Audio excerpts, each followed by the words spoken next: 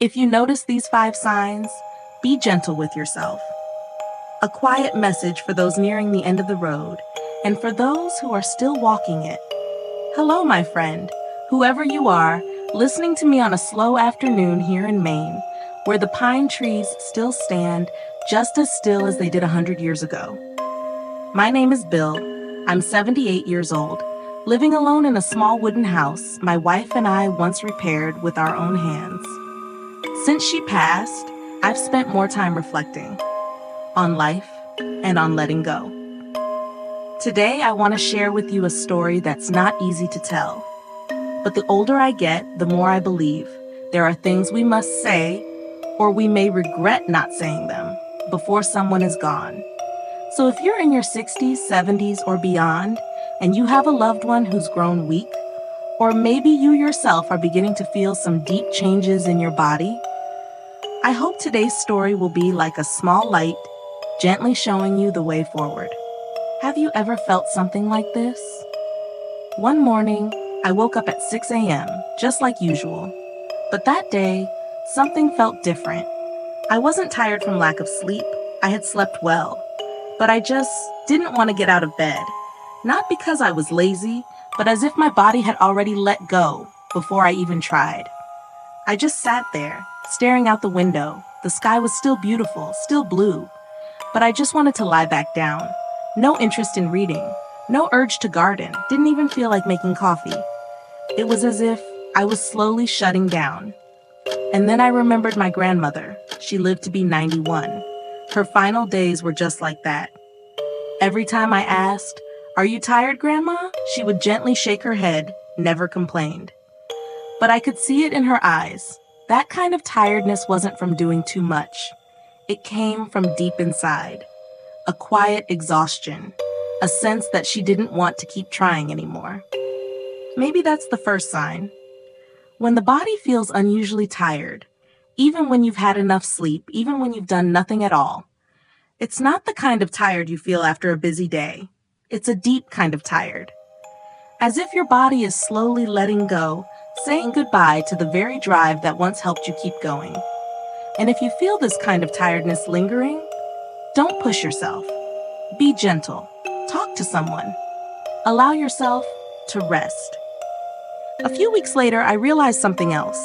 The fridge was still full. My favorite chicken soup was still there, but I didn't feel hungry. Not because I was sick. I didn't have the flu, no stomachache, but the feeling of wanting to eat or drink was simply gone. Each time I picked up the spoon, I'd take just a few bites, then set it down.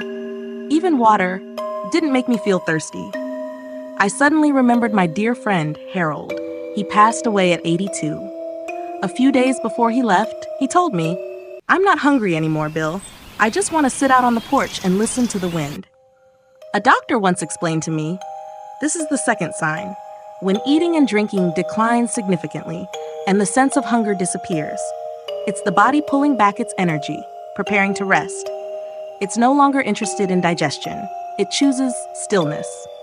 If you notice someone in your family, your mother, your father, your partner, eating much less, drinking much less, be there with them. Don't force them, just sit beside them, quietly and warmly. One night, while I was sitting and reading a book, I heard my own breathing become uneven. At times, I'd take a deep breath, then stop, then another deep breath, and pause again. It felt like someone was adjusting each breath for me. I used to think it was just the weather. Winters are cold here in Maine. But no, I know my body, and it was signaling something very personal. A few years ago, I cared for my brother-in-law at the hospital. In his final days, I heard that same breathing pattern. The doctors called it chain stokes. It's the third sign. Breathing changes, becoming slow, shallow, and irregular. It might sound scary, but you know something? When I sat next to him holding his hand, I felt peace. Because in those breaths, there was a soul gently separating from the body, so light, so calm. If you ever hear someone breathing like that, hold their hand. Let them know you're here. No one is ever truly alone. And then there may come a time when you see your loved one as if they're between two worlds. One day, I called my old neighbor, Mr. Henry, 85 years old. He told me, "Last night I dreamed of my mother, Bill. She was sitting beside my bed telling me she's waiting for me." He laughed as he shared it, but I could feel that wasn't just an ordinary dream. Many people, before they pass, go through moments of waking, then dreaming, then waking again. They say things that seem confusing, or speak of those who have already passed on. That's the fourth sign, a drifting state, moments of clarity that fade into dreaminess. It's not something to fear. It's simply the mind slowly letting go of reality, like a child gently releasing their mother's hand, ready to walk toward another place.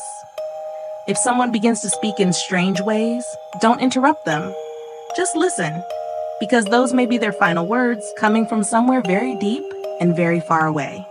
And after all of it, you may witness one thing: peace. No one can ever say exactly when it arrives, but I've seen it in the eyes of my beloved wife. 3 days before she passed, she held my hand, smiled, and whispered, "I think I'm ready. Don't be sad, okay?" I cried, but not out of pain. It was because I knew she wasn't afraid anymore. That is the final sign. When peace comes, when the soul has let go. No more panic, no more worry. Just a soft smile, a deep, quiet gaze, a farewell.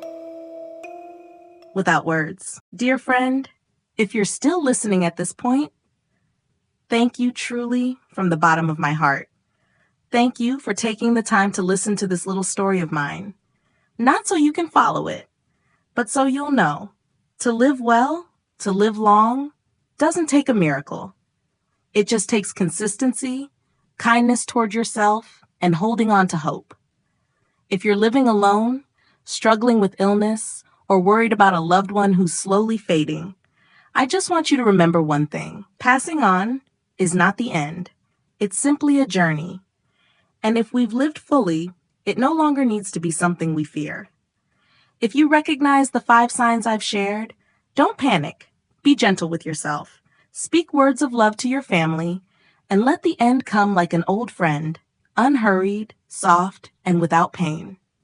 If this video brought you even a small sense of peace, please click like and subscribe to The Health Revival, a place where I and many other older folks share real stories, full of life and full of heart.